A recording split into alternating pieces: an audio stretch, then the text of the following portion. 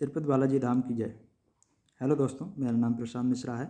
मैं यहाँ पे आपके लिए लेकर आया हूँ Uttar Pradesh public service commission agriculture assistant engineer का पेपर फर्स्ट। इसमें 1 से 25 क्वेश्चन सामान्य हिंदी और 26 to 125 क्वेश्चन जो है एग्रीकल्चर इंजीनियर पेपर फर्स्ट से होते हैं। चलिए बिना देर किए हुए स्टार्ट करते हैं। तो यहाँ पे 26 नंबर क्वेश्चन पूछा गया है, pressure distribution in storage bin is not related to.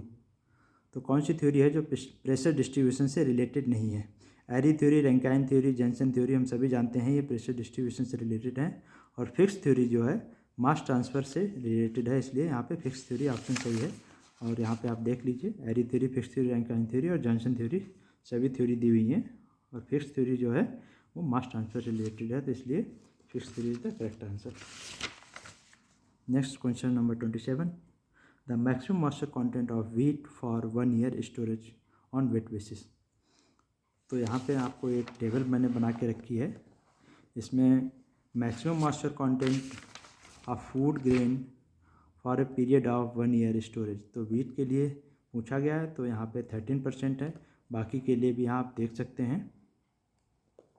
और यहाँ पे बहुत कंफ्यूज कर देते हैं। दूसरा क्वेश्चन इस प्रकार पूछते हैं कि for safe storage of moisture content of food grain. तो यहाँ पे 6 to 12 मंथ्स के लिए और ओवर 1 ईयर के लिए पूछते हैं।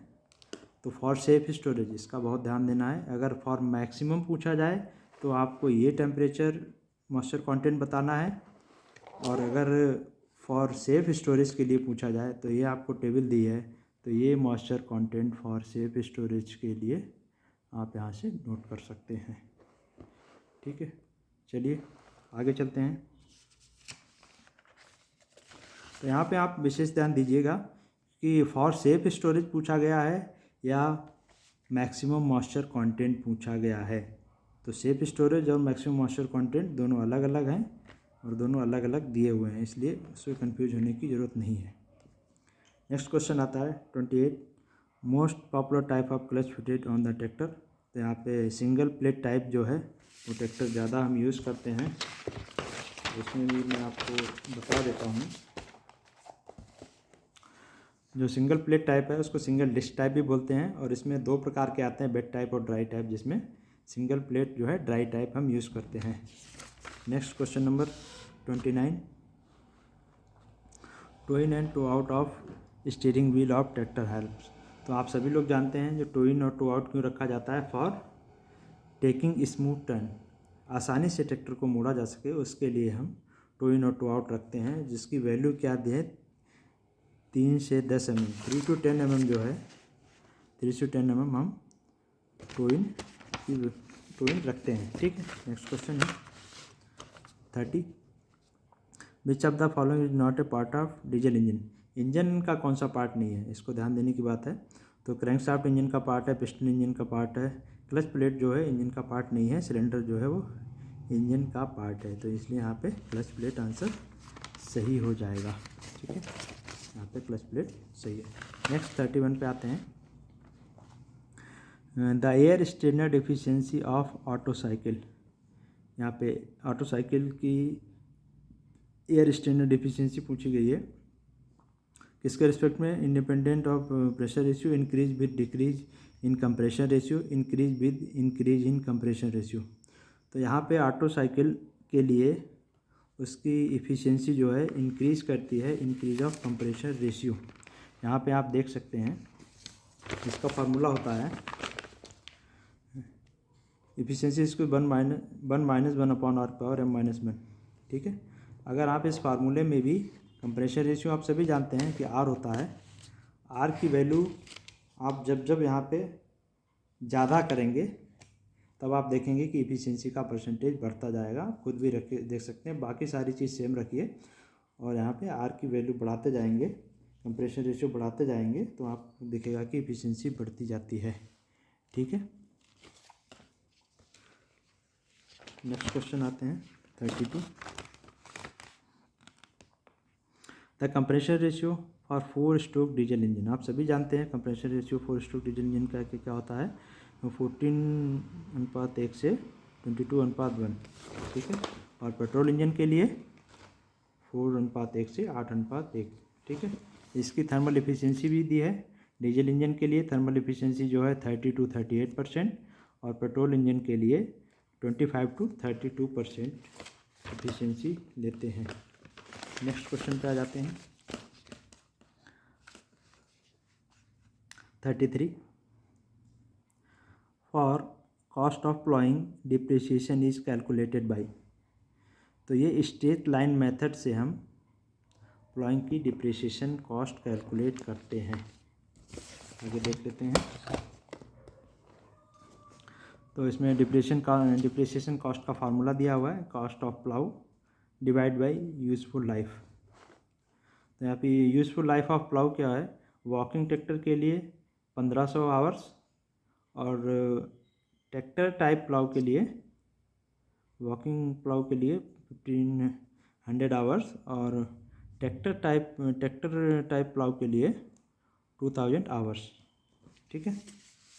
Next 34 the maximum torque is produced as. यहाँ पे पूछा गया है कितने इंजन आरपीएम पे मैक्सिमम टॉर्क मिलता है, ठीक है। ये क्वेश्चन बहुत ही विरोधाभास इसलिए है क्योंकि मैक्सिमम टॉर्क प्रोड्यूस्ड एट जो हमारा AM माइकल टीपीओजा वॉल्यूम 1 में पेज नंबर 120 पे दिया है, वो दिया है 1500 आरपीएम पे 110 टॉर्क फॉर मैक्सिमम पावर मिलता है। लेकिन जगदीश्वर सहाय की बुक में 1400 आरपीएम पेज नंबर 179 पे लिखा है कि 1400 आरपीएम पे मैक्सिमम टॉर्क प्रोड्यूस होता है। तो हम लोग 1500 आरपीएम पे जाएंगे क्योंकि AM माइकल को हम ज़्यादा स्टैंडर्ड मानते हैं इसलिए, ठीक है। अगला क्वेश्चन बढ़ते हैं। Ultra low volume spray used for, ये इंसेक्टिसाइड्स के लिए यूज़ किया जाता है। तो यहाँ पर सबकी इफ़िशियंसीज दी हुई हैं। यहाँ पर कितना लीटर पर हेक्टेयर जो स्प्रे करते हैं, हाई वॉल्यूम स्प्रे है जो more than 150 litre per hectare, low volume spray जो है 10 to 150 litre per hectare, ultra low volume 1 से 5 litre per hectare. This is suitable for insecticides, ठीक है। लो वॉल्यूम जो है वो suitable for insecticides and fungicides, ठीक है। और high volume spray this is suitable for insecticide, fungicide and herbicide, तीनों के लिए उपयोग होता है। नेक्स्ट क्वेश्चन आ जाते हैं, question number 36 A typical value of valve tappet clearance. Valve tappet clearance आप जानते हैं, जो वॉल्व होते हैं इनलेट वॉल्व और ये आउटलेट वाल्व इंजन में, उसका क्लियरेंस पूछा गया है। तो यहाँ पे 0.015 इंच होता है जो कि 0.38 mm भी इसको बोलते हैं। यहाँ पे इसकी वैल्यू दी है 0.38 mm या 0.015 इंच। तो यहाँ पे 0.015 इंच आंसर करेक्ट है। नेक्स्ट क्वेश्चन क्या है, the energy required to grind material is expressed by. तो ये आपको पेपर में बार बार ये नाम सुनने को मिल जाएंगे, fix law, Stokes law, fix law, Newton's law. तो ये हम बता देते हैं आपको। फिक्स लॉ जो यूज़ करते हैं हम डिफ्यूज़न के लिए, किसमें, मास ट्रांसफ़र। स्टोक लॉ हम यूज़ करते हैं ड्रैग फोर्स के लिए। Kick's law and Rittinger's law and Bond's law ये यूज़ करते हैं ग्राइंडिंग के लिए, जो कि क्वेश्चन में पूछा गया है, क्वेश्चन नंबर 37, ठीक है। ग्राइंड मटेरियल के लिए हम कौन सा यूज़ करते हैं, 3 लॉ यूज़ करते हैं, Kick's law, Rittinger's law and Bond's law. तो यहाँ पे हमको कौन सा ऑप्शन सही है हमारा, किक्स लॉ, ठीक है। न्यूटन्स लॉ सभी जानते हैं। नेक्स्ट क्वेश्चन आते हैं, क्वेश्चन नंबर 38 में पूछा गया है, as long as travel is straight forward and no wheel slippage occurs both of half shaft turn side. जो रियर व्हील में पीछे 2 शाफ्ट होती हैं उसके बारे में पूछा गया है कि कोई ट्रैक्टर सीधा जा रहा है, उस व्हील में कोई स्लिपेज नहीं है, तो उन दोनों की स्पीड क्या होगी, जो हाफ शाफ्ट लगी होती हैं रियर व्हील में ट्रैक्टर के। तो जीरो स्पीड होगी तो चलेगा ही नहीं tractor. Equal speed unequal speed none of the above, तो जब इक्वल स्पीड होगी तो बिना स्लीपेज के एकदम सीधे चलेगा। अगर आप जानते हैं कि ये अरेंजमेंट होता है डिफरेंशियल का, अगर टर्न करेगा तो एक शाफ्ट धीरे चलेगी एक तेज़ चलेगी, स्लीपेज होगा तो शाफ्ट अपनी जगह पे घूम जाएगी, जीरो स्पीड होगी तो ट्रैक्टर नहीं चलेगा। तो यहाँ पे इक्वल स्पीड ऑप्शन सही है। ठीक है, क्वेश्चन नंबर 39, ये क्वेश्चन मैंने छोड़ दिया है, आप लोग इस क्वेश्चन को पढ़ के इसका आंसर कमेंट बॉक्स में दें। ठीक है, नेक्स्ट क्वेश्चन की तरफ बढ़ते हैं। Rice bran contains an enzyme which is called. तो राइस ब्रान में जो हमारा एंजाइम होता है लाइपेज। ठीक है, तो यहाँ पे लाइपेज कोई ऑप्शन में नहीं है, तो इसलिए हम नॉन ऑफ द अबव के साथ जाएंगे।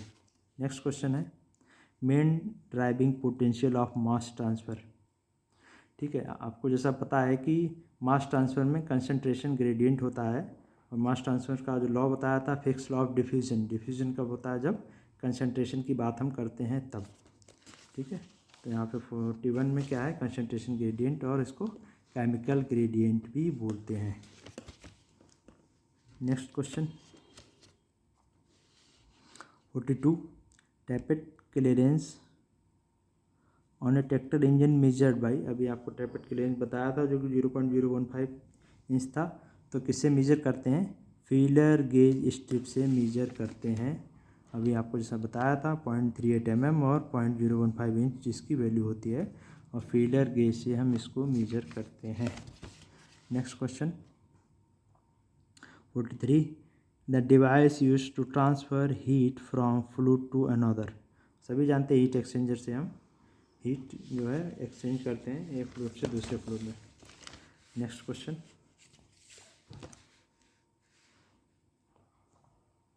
In IC engine the turbo charger is driven by. Turbo charger IC engine में किसके द्वारा चलाया जाता है, तो आपको सभी पता है एग्जॉस्ट गैसेस से टर्बो चार्जर चलता है। और टर्बो चार्जर का क्या काम है, ये हवा को ज़्यादा मात्रा में इंजन में भेजता है, इसलिए इसको यूज़ करते हैं जिससे कि इफ़िशियंसी ऑफ इंजन बढ़ जाती है। अगला क्वेश्चन है under adiabatic process. Adiabatic process आप सभी जानते हैं कि जीरो हीट रिजेक्टेड होती है और जीरो हीट रिसीव होती है, तो उसको एडियाबैटिक प्रोसेस बोलते हैं। ठीक है, गैस नाइदर रिसीव्स और नॉट रिजेक्टेड। ठीक है, question number 46, application rate of fast fine range. ठीक है, KEMSA में पेज नंबर 207 पे है, तो जो कि इसकी रेट है 0.5 से 1 ग्राम पर मीटर क्यूब। ठीक है, 0.5 से 1 ग्राम पर मीटर क्यूब। नेक्स्ट आ जाते हैं question number 47, identify the suitable value of soil pressure for a track type tractor. इसमें फार्मूला दिया गया है, तो हमारा ट्रैक टाइप ट्रैक्टर के लिए पूछा गया है, जिसमें W/VL is the correct answer, और जो W/0.78 VL होता है ये न्यूमेटिक टाइप ट्रैक्टर के लिए होता है जिसमें टायर लगे होते हैं। ठीक है, नेक्स्ट क्वेश्चन, और यहाँ पे दिया गया भी है ट्रैक टाइप के लिए और न्यूमेटिक टायर के लिए होता है। Next question number 48, in India the average female power availability is sustained working. ये बहुत ही इंपॉर्टेंट क्वेश्चन है और कई बार पूछा जा चुका है, इसलिए इसको थोड़ा डिटेल में बता देता हूँ। पहले तो एक स्ट्रॉन्ग मैन के लिए मैक्सिमम पावर जो हम सभी जानते हैं 0.1 HP होती है, 75 वाट होती है। उसके बाद में एक क्वेश्चन पूछा जाता है कि सस्टेन्ड वर्किंग कितना है। ठीक है, तो मेल के लिए 60 वाट, फीमेल के लिए 48 वाट और चिल्ड्रन के लिए 30 वाट। तो यहाँ पे फीमेल के लिए पूछा गया है, तो यहाँ पे 48 what is correct answer. Next question, the value of tilt angle for a good plough. सभी लोग जानते हैं 15 to 25 टिल्ट एंगल होता है, और डिस्क एंगल कितना होता है 42 to 45 डिस्क एंगल होता है। यहाँ पे टिल्ट एंगल पूछा गया है, तो क्योंकि यहाँ पे करेक्ट आंसर है। इसमें ये नीचे जो बुक दिया है इसमें हम डिटेल्स लिखा है, एक्सप्लेनेशन लिखा है, इसको आप नोट भी कर सकते हैं, देख भी सकते हैं। ठीक है, इसका सपोर्टिंग है और कुछ नहीं है अलग से। तो नेक्स्ट क्वेश्चन आते हैं, question number 50, the rate of mass transfer is given by. तो मास ट्रांसफ़र जो कि कितनी बार अभी आया था, ये सभी नाम आए थे, pascal law, fix law, Newton's law. तो मास ट्रांसफ़र किसके द्वारा होता है? फिक्स लॉ के द्वारा, जो कि बताया फिक्स लॉ ऑफ डिफ्यूजन। ठीक है, डिफ्यूजन का होता है इसके द्वारा। और ये यहाँ पे डिटेल्स दी है। फोरियर लॉ किसके होता है? Heat transfer by conduction. Pascal law fluid pressure क्या होता है? फिक्स लॉ होता है मास ट्रांसफर और diffusion. Newton's law of motion होता है, सभी लोग जानते हैं। तो यहाँ पे पूछा गया मास ट्रांसफर के लिए, तो यहाँ पे fix law is correct answer. Next 51 clean bowled paddy of 100 kilo would yield of brand.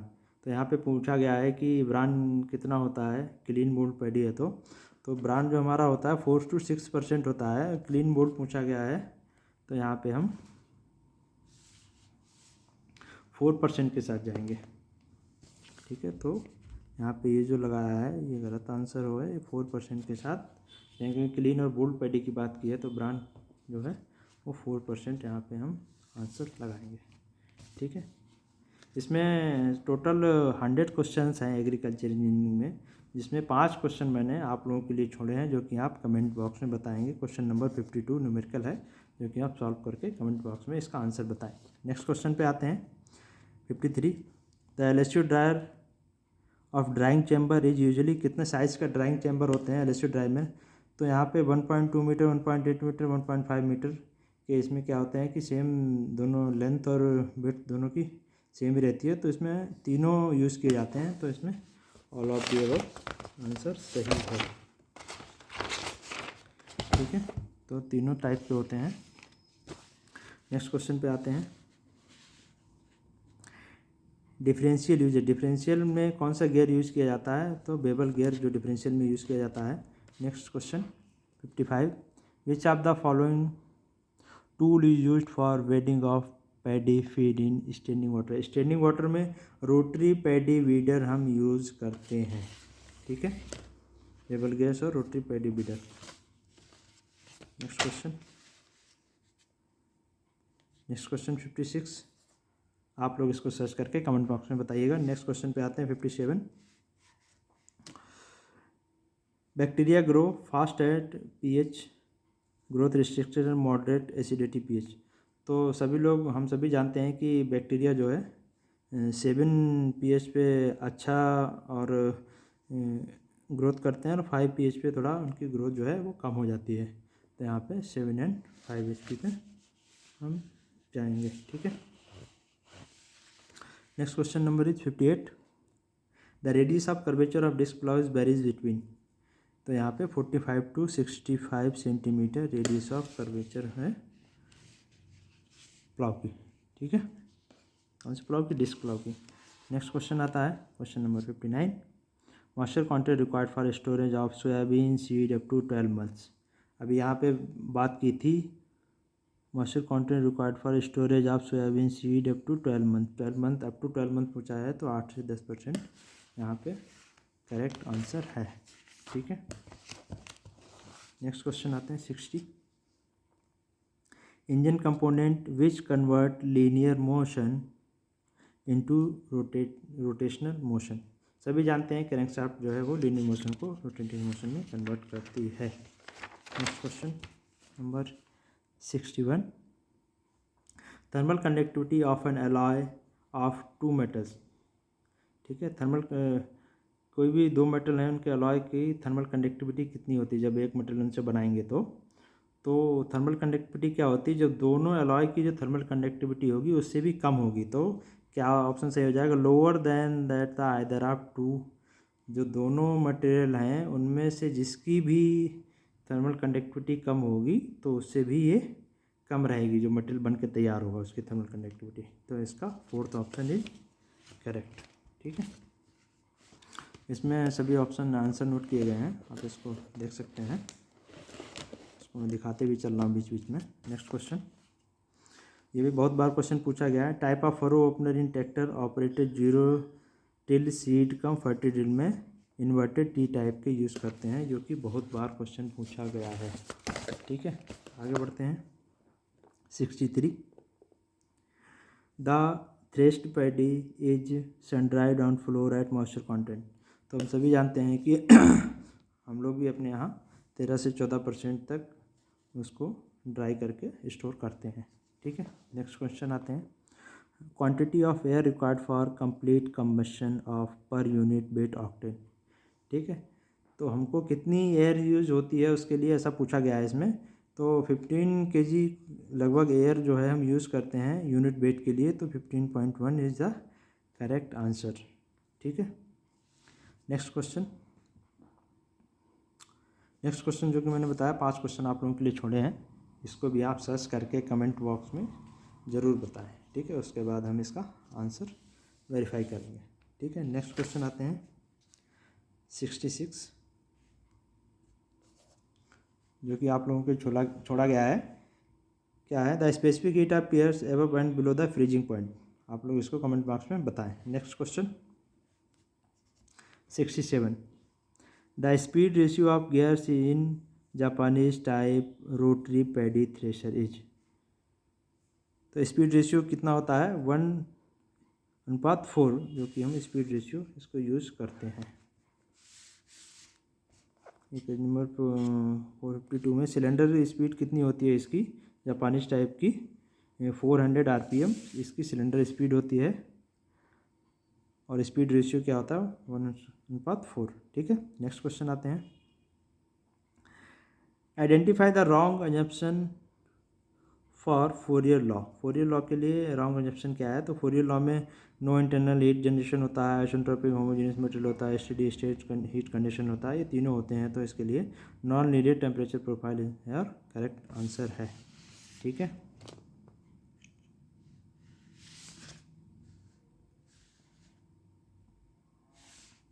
तो इसमें टेम्परेचर प्रोफाइल क्या होती है? लीनियर होती है। टेम्परेचर प्रोफाइल इज लीनियर होती है। तो इसमें क्या दिया? Non linear. तो ये वाला पूछा है कि कौन सा नहीं होता है, तो ये ऑप्शन सही है। ठीक है, 69, एडियाबैटिक ह्यूमिडिफिकेशन इज एन, या आइसोथर्मल प्रोसेस होता है adiabatic humidification. Next, a given torque 200 newton metre, shaft rotating at 4000 RPM, power kilowatt will be. ये क्वेश्चन है, न्यूमेरिकल पूछा गया है, सिंपल सा है। टॉर्क दिया है 200 न्यूटन मीटर, स्पीड दी है 4000 RPM। आप सभी जानते हैं पावर का फार्मूला क्या था? 2π/60। 2π फार्मूला लग दिया, पावर वाट में आ गई, इसको 1000 से डिवाइड कर दिया तो पावर किलोवाट में 83.73 आई। तो ऑप्शन क्या हो जाएगा हमारा? 83.8 kilowatt is the correct answer. ठीक है, नेक्स्ट क्वेश्चन आते हैं 71, process of heat transfer in which heat flows from the hotter body to cold body in the form of electromagnetic waves is called. ठीक है, हॉटर बॉडी से cold body में heat transfer हो रही है electromagnetic waves. जहाँ पे waves की बात करी जाए, आपको पता है कि रेडिएशन में वेव्स से हीट ट्रांसफ़र होती है, किसी भी मीडियम की ज़रूरत नहीं पड़ती, इसलिए radiation is the correct answer. आगे देख लेते हैं, तो यहाँ पर radiation is the correct answer. आगे आते हैं क्वेश्चन नंबर 72। यहाँ पे efficiency of a Carnot cycle if the maximum and minimum temperatures are 400 degree centigrade and 72.3 degree centigrade is equals to. ठीक है, यहाँ पे एफिशिएंसी पूछी गई कार्नोट साइकिल की, तो एफिशिएंसी का फार्मूला TH - TC/TH होता है। तो TH TC दिया है, इसमें 273 ऐड करके तो सॉल्व करेंगे तो एफिशिएंसी 48.69% आ जाती है। तो यहाँ पे 48.6 आंसर करेक्ट है। ठीक है, अगला क्वेश्चन है,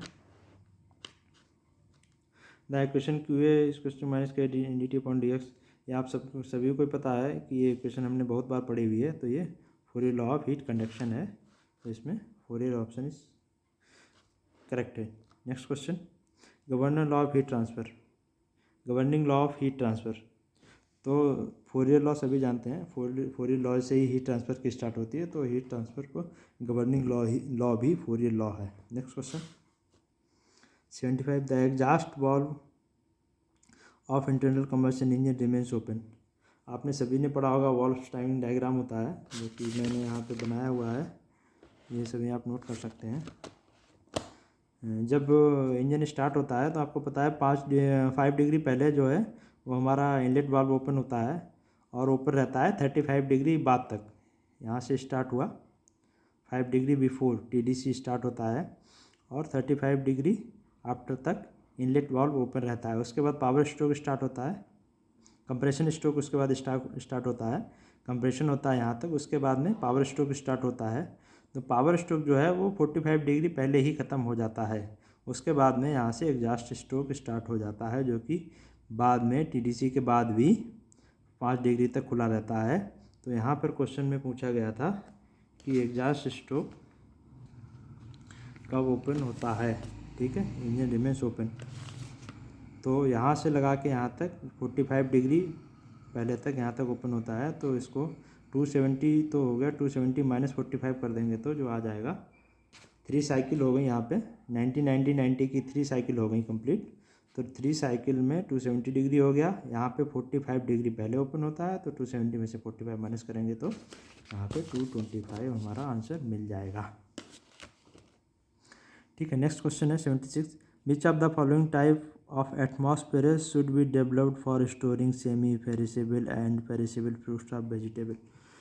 तो सेमी पेरिशेबल और पेरिशेबल कौन से फ्रूट्स होते हैं जो कि हम बहुत जल्दी ख़राब हो जाते हैं, जैसे कि दूध हुआ, वो ये और ये मीट प्रोडक्ट्स हुए, ये सब सेमी पेरिफेबल और पेरिशेबल फ्रूट्स होते हैं जिनको हम हॉट एटमॉस्फेयर में रखेंगे तो बहुत जल्दी ख़राब हो जाएंगे, वेरी हॉट में रखेंगे तो और जल्दी ख़राब हो जाएंगे। तो इसलिए मॉडिफाइड एटमॉस्फेयर में हम इनको रखते हैं। आपने ये ओनियन वगैरह भी सब इसी में आते हैं, ओनियन है, टोमेटो है, पोटैटो है, इनको क्या हम स्टोर करते हैं तो इनके लिए रिलेटिव ह्यूमिडिटी कितनी रखनी है, इनके लिए टेम्परेचर कितना रखना है, तो इसी को हम मॉडिफाइड एटमॉस्फेयर कहते हैं। इसको कितनी रिलेटिव ह्यूमिडिटी पे स्टोर करना है, कितने टेम्परेचर पे स्टोर करना है, कितने टाइम के लिए स्टोर करना है, ये सब किस में आता है, मॉडिफाइड एटमॉस्फेयर में आता है, ठीक है। पोटैटो, ओनियन, बनाना, ठीक है, ये सब इसमें आते हैं। Next question number 77, A piezometer tube is not used for pressure measurement in A pipeline when, ठीक है। सभी आपने फ्लूइड मैकेनिक्स में देखें जब piezometer ट्यूब यूज़ करते हैं तो हम मरकरी का यूज़ करते हैं, कहीं वाटर का यूज़ करते हैं, कोई ऑयल का यूज़ करते हैं, लेकिन इसमें गैस नहीं यूज़ करते हैं। तो फ्लोइंग फ्लूइड गैस नहीं होना चाहिए, तो हम piezometer ट्यूब यूज़ कर सकते हैं। तो ये option is correct. Next question है, the reciprocal of scale heat transfer coefficient is called. तो फॉलिंग फैक्टर जो होता है वो रेसिप्रोकल होता है हीट ट्रांसफर कोफिशिएंट के, ठीक है। नेक्स्ट क्वेश्चन है, the fuel pressure at the feed pump at must be in the range of. तो यहाँ पे 1.5 से 2.5 kg पर सेंटीमीटर स्क्वायर जो है फ्यूल प्रेशर होता है। यहाँ पे आप थोड़ा डिटेल्स में दिया है, आप देख सकते हैं। पहले क्वेश्चन में फॉलिंग फैक्टर जो है वो दिया है, और नेक्स्ट क्वेश्चन में 1.5 से 2.5 kg पर सेंटीमीटर स्क्वायर क्या होता है, फीड पंप होता है। इसको ट्रांसफ़र पंप और फ्यूल लिफ्ट पंप भी बोलते हैं।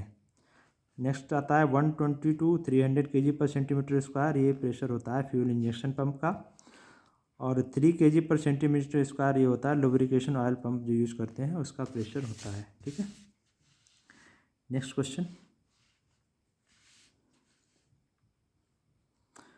Next question, 150 mm thick thermocol is the best insulation material for the storage condition of -30 to 80 degree centigrade. यहाँ पे जो एग्जैक्ट वैल्यू इसकी होती है वो होती है -29 degree centigrade to 82 degree centigrade. तो सबसे अप्रोप्रिएट आंसर हमारा क्या होगा, ये हो जाएगा, ठीक है।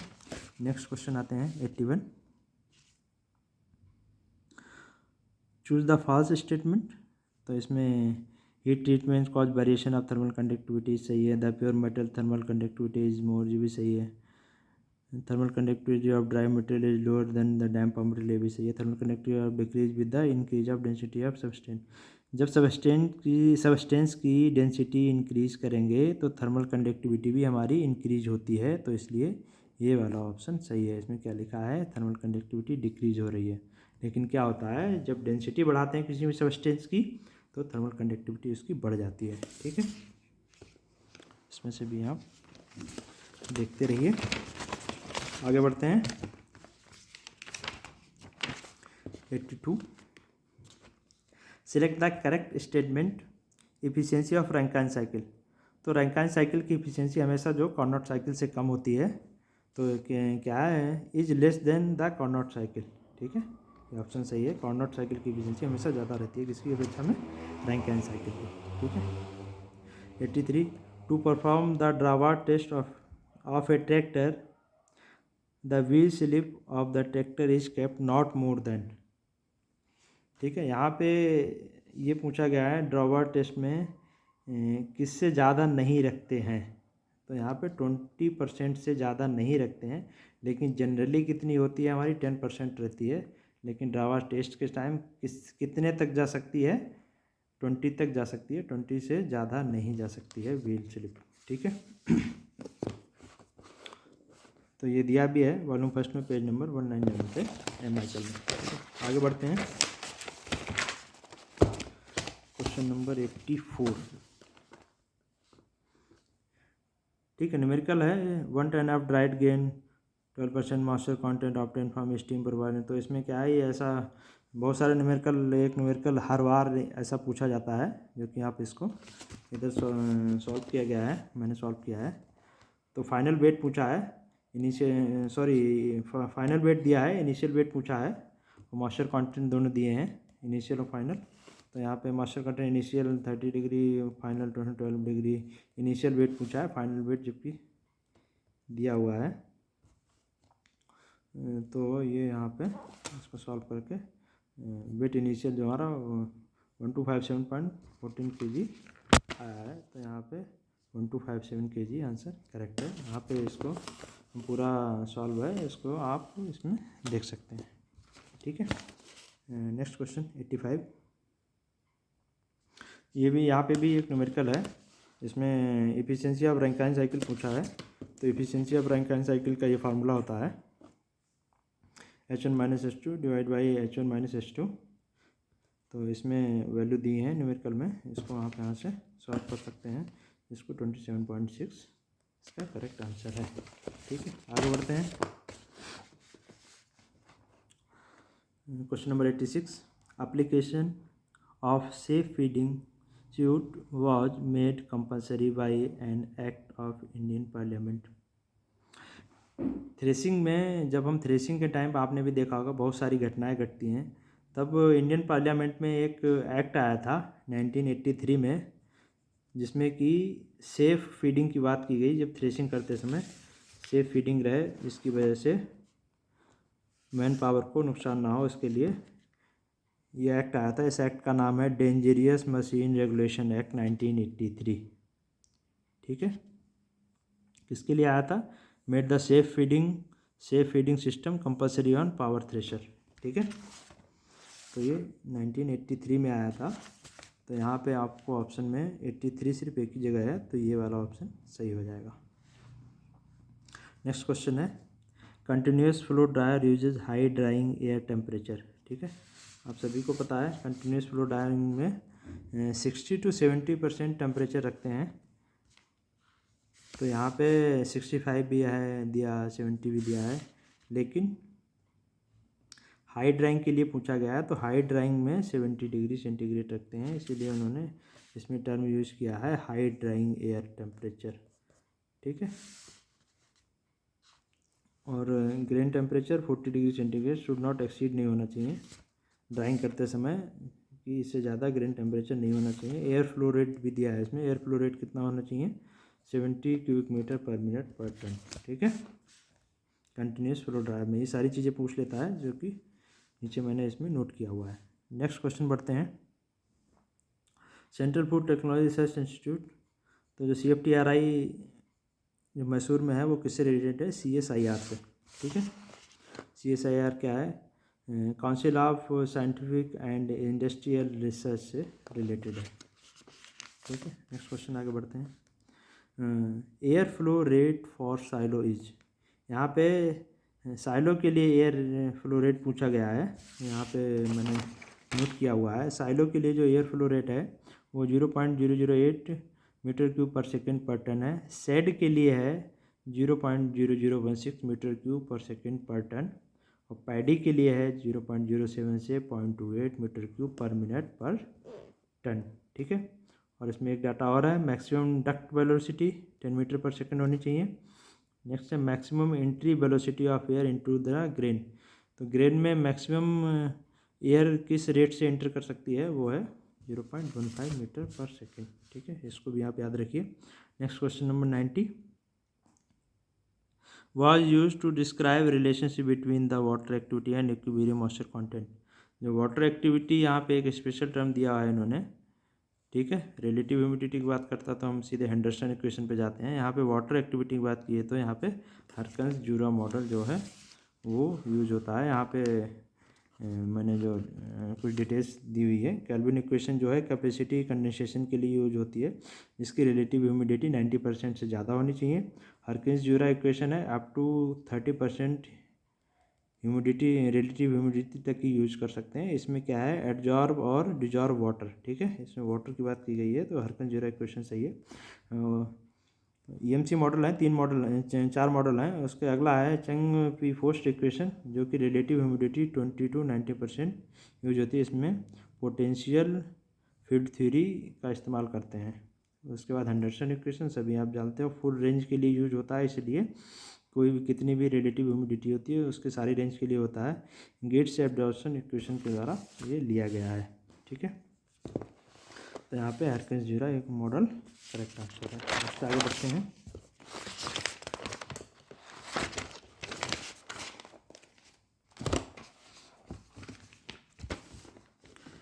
क्वेश्चन नंबर 91 पे आते हैं। A clutch pedal must move freely for the short distance. जब क्लच जानते हैं ट्रैक्टर में क्लच पैडल होता है, वो थोड़ी डिस्टेंस के लिए फ्री होता है, उसके बाद अपना काम करना चालू करता है। तो 12 to 50 mm वो फ्री डिस्टेंस होता है और इसको फ्री ट्रेवल भी बोलते हैं। फ्री ट्रेवल के नाम से ही ये क्वेश्चन पूछा सकता है, फ्री ट्रेवल कितना होता है ट्रैक्टर में। ठीक है, तो 12 to 50 mm। अगला क्वेश्चन आते हैं, two primary tillage equipment. Primary tillage आप लोग सभी जानते हैं, एमपी प्लाउ और सबसॉइलर है। जो भी प्लाऊ हैं वही प्राइमरी टिलेज में आते हैं, हैरो टिलेज में नहीं आते। इसमें भी हैरो दिया है। कल्टीवेटर टिलेज प्राइमरी टिलेज में नहीं आते हैं, टिलेज में तो आते हैं लेकिन प्राइमरी में नहीं आते हैं। ठीक है, कल्टीवेटर हैरो इसमें दिया है, इसलिए प्लाऊ वाला ऑप्शन सही है। Next question 93 the type of modern permanent storage structure. सभी जानते हैं कि मड, पूसा, बिन, कोठारे सब मॉडर्न नहीं है, पुराने समय में यूज़ करते थे। तो साइलो क्या है, वो मॉडर्न स्ट्रक्चर है। ठीक है, अगला question 94 which among the following transducer is an example of passive transducer. तो पैसिव ट्रांसड्यूसर का एग्जाम्पल क्या है, थर्मिस्टर जो है वो पैसिव ट्रांसड्यूसर का एग्जाम्पल है। ठीक है, नेक्स्ट क्वेश्चन 95 पे आते हैं। इन 6 cylinder engine in which the power stroke occurs after every. तो यहाँ पे ये डिटेल्स आप सब पढ़ सकते हैं, इसमें मैंने लिखा है। फायरिंग इंटरवल पूछा गया है, ठीक है, 6 सिलेंडर के लिए, लेकिन यहाँ पे स्ट्रोक नहीं दिया है कि 4 स्ट्रोक इंजन है या 2 स्ट्रोक इंजन है। ठीक है, तो हमने दोनों के लिए लगाया फायरिंग इंटरवल। 4 स्ट्रोक के लिए 720 नंबर ऑफ सिलेंडर, 2 स्ट्रोक के लिए 360 अपॉन नंबर ऑफ सिलेंडर। तो 720/6 किया, 6 सिलेंडर के लिए पूछा गया तो 120 ऑप्शन आंसर आया, और 360/6 किया तो 60 डिग्री ऑप्शन आया। तो यहाँ पे हमारा 120 60 में से देखेंगे कौन सा ऑप्शन सही है। तो यहाँ पे 60 डिग्री तो ऑप्शन है नहीं, तो 120 डिग्री है, तो हम 120 डिग्री ऑप्शन करेक्ट जाएंगे। ठीक है, 6 सिलेंडर पूछा है, यहाँ पे 4 स्ट्रोक पूछा होता तो करेक्ट था, क्योंकि स्ट्रोक नहीं दिया है इसीलिए दोनों चेक करेंगे। तो अगर यहाँ पे 120 नहीं दिया होता, 60 दिया होता तो 60 आंसर सही होता। ठीक है, यहाँ पे 120 मिल गया है। नेक्स्ट क्वेश्चन, मेजॉल and gluten as the following percentage of protein. ठीक है, आप लोग सर्च करके इसको कमेंट बॉक्स में डालिएगा। नेक्स्ट क्वेश्चन इसमें भी जाते हैं।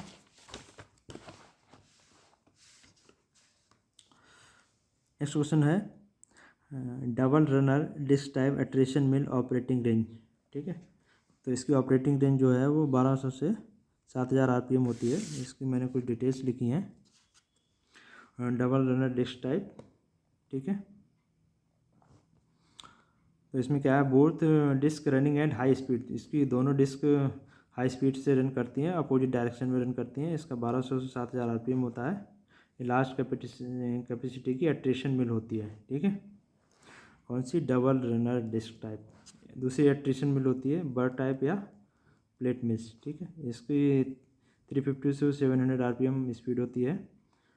और जो डाया होता है डिस्क का वो है 20 to 130 सेंटीमीटर डायमीटर होता है। और इसमें वन डिस्क जो है फिक्स्ड होती है, ठीक है, बर टाइप में या प्लेट में। इसमें ये भी एट्रिशन मिल का एक टाइप है, ठीक है। नेक्स्ट आगे बढ़ते हैं। Expression D Q upon D T is less than और इक्वल्स टू 0। इस कौन सा प्रोसेस है? तो इसमें reversible classes and equality reversible, तो इसमें सभी ऑप्शन इज करेक्ट हैं, तो ऑल ऑफ द अबव सही है। यहाँ पे इसके बारे में दिया है क्लासेस इनइक्वलिटी में D T upon D S ये रिवर्सिबल होता है, रिवर्सल के लिए 0 होता है। तो इसमें दोनों दिया है, ये भी दिया है और ये भी दिया है, और ये क्लासेस इनइक्वलिटी के अंदर ही आता है। तो यहाँ पे इसके all of the above option सही है, ठीक है। 99 the angle of internal friction of barley, ठीक है, 25 से 29 होता है। यहाँ पे एंगल ऑफ कुछ डिटेल्स दिए है, ग्रेन्स है, angle of internal fraction minimum और मैक्सिमम है, एंगल ऑफ रिपोज है, टर्मिनल वेलोसिटी है, जो कि आप नोट कर सकते हैं और इसको देख सकते हैं। तो ये सारी चीज़ें बहुत बार रिपीट होती हैं, पूछी जाती हैं, ठीक है। आगे बढ़ते हैं।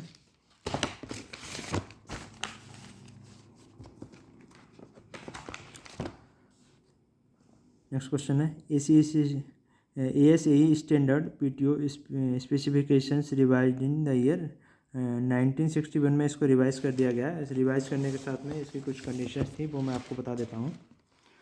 जब 1961 में रिवाइज किया गया तो इसमें पहली कंडीशन क्या थी? स्पीड जो थी वो 540 RPM प्लस माइनस 10 RPM जो रखी गई थी। ऑपरेटिंग अंडर लोड में इतनी स्पीड होनी चाहिए। उसके बाद में रखी गई थी शाफ्ट का डायमेंशन। ये भी क्वेश्चन पूछा जा सकता है कि कितना डायमीटर होता है शाफ्ट का, तो 3.6 सेंटीमीटर डायमीटर होता है और विद 6 स्प्लाइंस, ठीक है।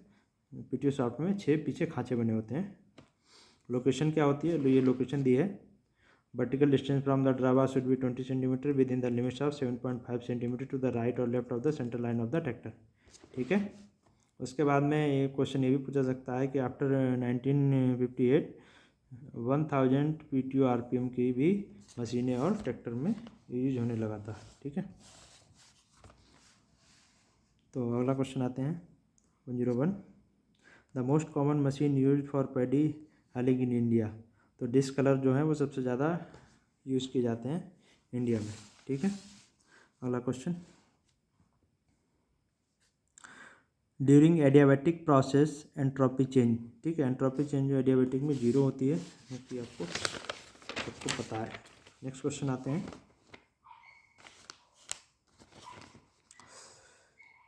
इन thin layer drying the thickness layer should be up to, सभी को पता है 20 सेंटीमीटर रखते हैं यहाँ पे, लेकिन 20 ऑप्शन नहीं है, तो 15 सेंटीमीटर के साथ हम जाएंगे, ठीक है। 20 से ज़्यादा नहीं होती है, अप टू 20 होता है, तो 20 सेंटीमीटर के नीचे के ऑप्शन जो है वो सही हो जाएंगे। Next question, Coulter attachment is associated with, सबको पता है कोल्टर जॉइंटर जो है एमबी प्लाव के साथ लगे होते हैं, और कुछ एसेसरीज हैं जो कि एमबी प्लाव के साथ लगी होती हैं, वो आप देख लीजिए। मेन पार्ट्स क्या होता है? प्लाव बॉटम होता है, प्लाव एसेसरी। प्लाव बॉटम में 4 होते हैं, शेयर, मोडबोर्ड, लैंड साइड और फ्रॉक। प्लाव एसेसरीज में जॉइंटर आते हैं, कोल्टर्स आते हैं, गेज व्हील आते हैं, लैंड व्हील आते हैं, बीम, हिच, हैंडल, जो कि प्लाव एसेसरीज में आते हैं, ठीक है, एमबी प्लाव में। Next question, deep bed drying problems are solve by Hukill's analysis के से डीप बेड ड्राइंग की प्रॉब्लम सॉल्व करते हैं, ठीक है। नेक्स्ट क्वेश्चन है, C10 number is associated with, आपको पता है C10 नंबर जो है ignition quality of diesel fuel बताता है, और उसके बाद में ऑक्टेन नंबर होता है, क्योंकि आप देख सकते हैं ऑक्टेन नंबर में knocking effect of ignition quality होता है, ठीक है, नॉकिंग इफेक्ट बताता है। नेक्स्ट क्वेश्चन आता है 107। Which of the following is an example of steady state heat transfer.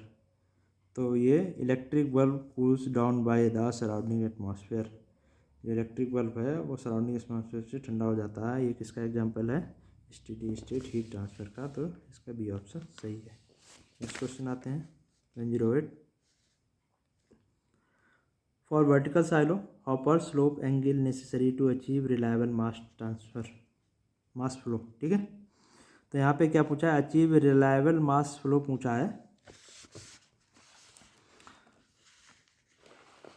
तो वर्टिकल साइलो की बात हुई यहाँ पे, तो वर्टिकल साइलो के बारे में कुछ डिटेल्स यहाँ पे दी हुई हैं। फॉर स्मूथ स्लोप है 30 to 35 डिग्री होता है। वेरी डस्टी और मॉइस्ट ग्रेन 40 डिग्री होता है। अपर स्लोप एंगल्स जो है 60 to 70 होता है। उसके बाद किसके लिए, to achieve reliable mass flow. ठीक है, 60 to 70 डिग्री होता है किसके लिए, अचीव रिलायबल मास फ्लो के लिए। और नॉर्मल हॉपर स्लोप जो होता है 30 to 40 होता है। तो यहाँ पे इसलिए ये टर्म इन्होंने दे दी है अचीव रिलायबल मास फ्लो के लिए। तो यहाँ पे 60 to 70 डिग्री सही है। ठीक है, नेक्स्ट क्वेश्चन है कन्वेक्टिव हीट ट्रांसफ़र फ्लो। ठीक है, हीट ट्रांसफ़र फ्लो स्टीफन बताया आपको, स्टीफन बोल्ट्जमैन लॉ रेडिएशन के लिए यूज़ करते हैं, फिक्स लॉ कन्वेक्शन के लिए यूज़ करते हैं, और फोरियर जो है फोरियर इक्वेशन जो है कंडक्शन के लिए यूज़ करते हैं। तो यहाँ पे फिक्स लॉ सही ऑप्शन है। Next question, connecting rod is made of, सबको पता है, जो ड्रॉप फॉर्ज स्टील की बनी होती है। Next question, heat addition process in the Rankine cycle. यहाँ पे हीट एंड मास ट्रांसफ़र और थर्मोडायनेमिक्स बहुत ज़्यादा पूछा गया है। तो इसमें रैंकाइन साइकिल हीट एडेड करते हैं रैंकाइन साइकिल में रिवर्सिबल आइसोबारिक, और कार्नोट साइकिल में रिवर्सिबल आइसोथर्मल। ठीक है, तो यहाँ पे ये ऑप्शन सही है, रैंकाइन साइकिल के लिए पूछा गया है। और आइसोथर्मल किसके लिए होता है, कार्नोट साइकिल के लिए होता है, जो कि यहाँ पे दिया गया है। ठीक है, नेक्स्ट क्वेश्चन आते हैं।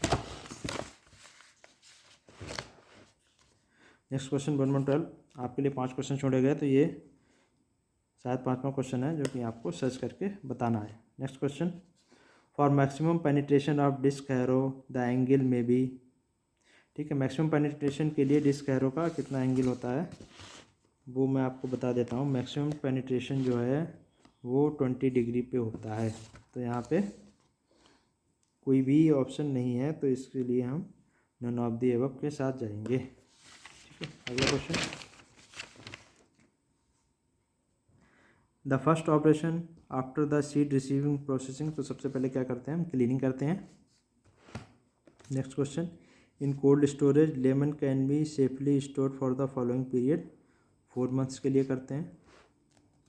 While ploughing back fro is, जब प्लॉइंग बैक फ्रो कब बनता है, बैक फ्रो जो होता है क्या होता है, वो राइज रिज होता है। ठीक है, इसके बारे में मैं थोड़ा डिटेल्स में बता देता हूँ आपको। मैक्सिमम पेनिट्रेशन 20 हो गया।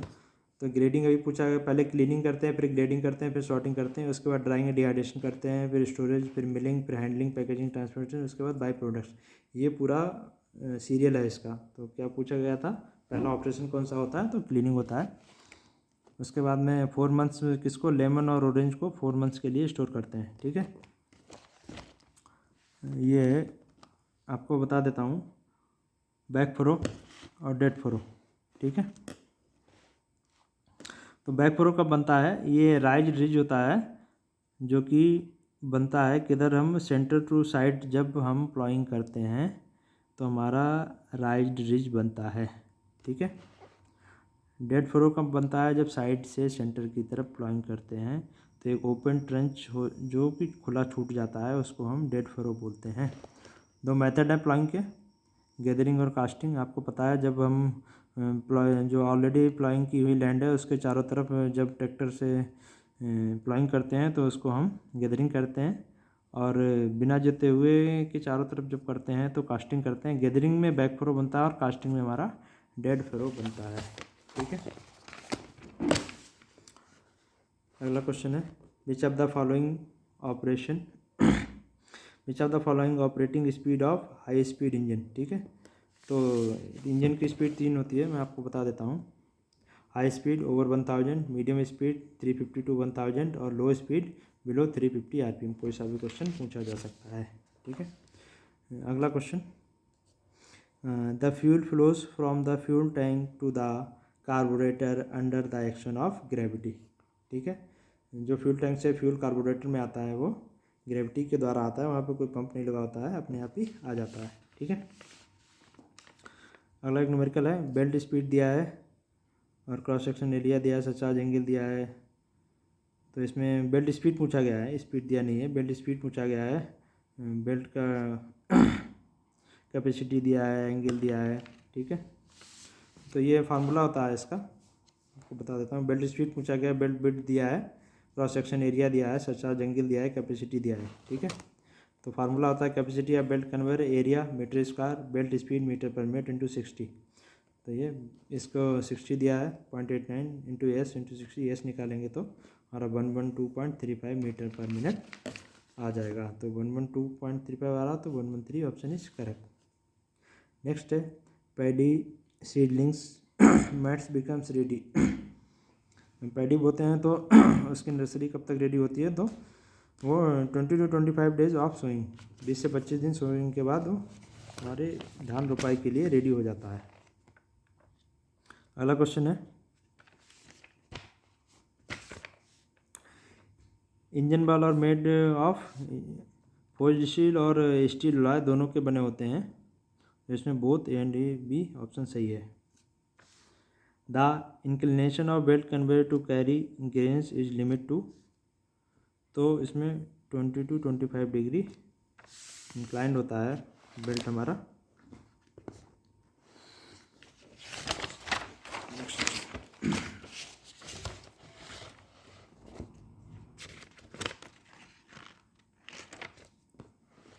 बेल्ट कन्वेयर के बारे में इधर डिटेल्स दिया हुआ है, आप देख सकते हैं।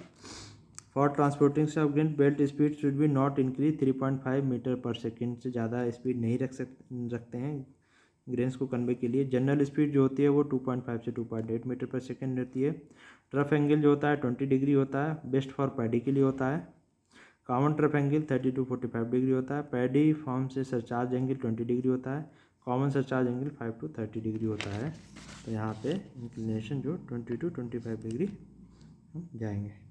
अगला क्वेश्चन है, thermal radiation emitted by a body is proportional to fourth power of the temperature. हम सभी ने पढ़ा हुआ है स्टीफन बोल्ट्जमैन लॉ, जो कि ये है, ठीक है। P is equals to mu T की पावर 4, जो स्टीफन बोल्ट्जमैन लॉ है वो ये है। Next question 124, the threshed wheat grain can be stored safely with a moisture content. तो सेफली स्टोरेज के लिए 12 डिग्री, जो कि हमने पहले आपको एक टेबल दिखाया था उसमें दिया गया है, उसमें भी आप देख सकते हैं। लास्ट क्वेश्चन है, the refrigeration system works on. Refrigeration system जो है सेकेंड लॉ ऑफ थर्मोडायनेमिक्स पे काम करता है, जो कि आपको पता है। सेकेंड लॉ ऑफ थर्मोडायनेमिक्स क्या कहता है कि किसी भी, ये पॉसिबल नहीं है कि किसी भी ठंडे कम टेम्परेचर से हम ज़्यादा टेम्परेचर की तरफ हीट फ्लो कर सकें। तो उसके लिए हमको क्या करना पड़ता है, एक्सटर्नल फोर्स देना पड़ता है, जिस पे रेफ्रिजरेशन काम करता है। तो ये सेकेंड लॉ ऑफ थर्मोडायनेमिक्स है।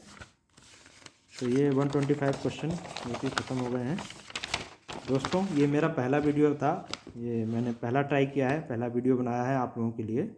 तो आप लोग इस पे अपने कमेंट करके बताएं कैसा लगा। ये मेरा फर्स्ट ट्राई था, तो जो भी गलतियां हैं उसके लिए आप कमेंट बॉक्स में लिख सकते हैं, और जो भी आप सुझाव देना चाहते हैं वो भी कमेंट बॉक्स में लिख के हमको बताएं।